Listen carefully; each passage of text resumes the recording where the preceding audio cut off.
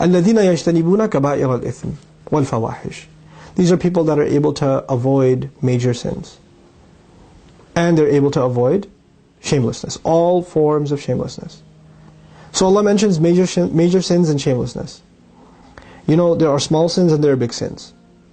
There are sins like, rushing through the prayer, not doing the best wudu. There are sins like not lowering your eyes fast enough. There are sins like maybe making fun of someone, not realizing you crossed the line. That's a sin. It's not good. There are sins like reciting the Quran but not reciting it properly. Small things.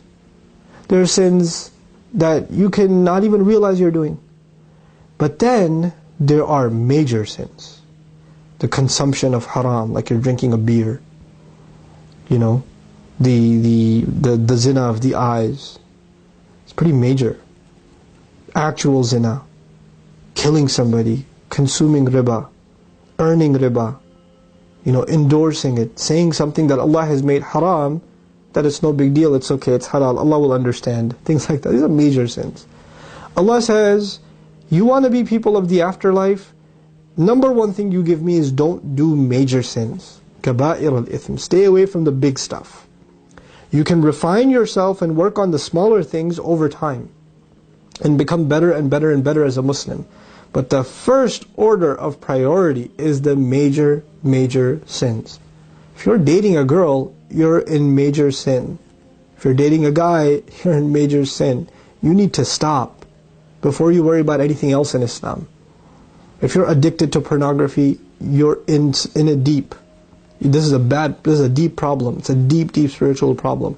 You need to get away from it because the zina of the eyes will lead to other kinds of zina. You need to stop. That is the first thing you have to address. If you're addicted to alcohol, if you're taking drugs, if you're smoking weed, if you're doing pot, or worse, if you're doing this stuff, you need to stop. If you're stealing money from your parents, if you're stealing money from your job, you need to stop. If you're investing in what you know are haram industries, and you're making money in a way that you know is not permissible by our deen, and if you're like, oh, I'm in an innocent business, I'm in real estate. Okay, that's innocent enough, but I rent out my warehouse to a club. Okay, you're not clubbing, you're just renting it out to them. You are perpetuating evil. You may not be the fasid, you may not be the corrupt one, but you are the cause of corruption. Without you renting it out, it wouldn't exist. So you're complicit. You're complicit in that. Stop doing the major stuff first. And then the second line of defense, personally, wal fawahish, all forms of shamelessness, you need to stop.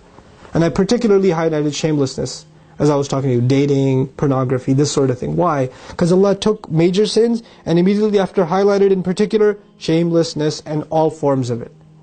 Any act of it, any manifestation of it, anything that takes you close to it, avoid it altogether. وَإِذَا مَا غَضِبُهُمْ يَغْفِرُونَ. And when they get angry, then they are able to forgive.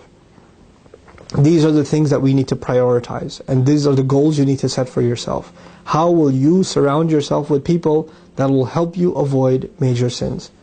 That will give you fresh company, good company, that keeps you on the right track, and when you're slipping, they're able to stop you and pull you right back in. I pray all the best for you, and I pray that inshallah your life becomes better and better and better as a Muslim, and that you and I are able to stand in front of Allah successful on Judgment Day, and be able to congratulate each other because we helped each other make it. Barakallahu li wa lakum. Assalamu alaikum wa rahmatullahi wa barakatuh.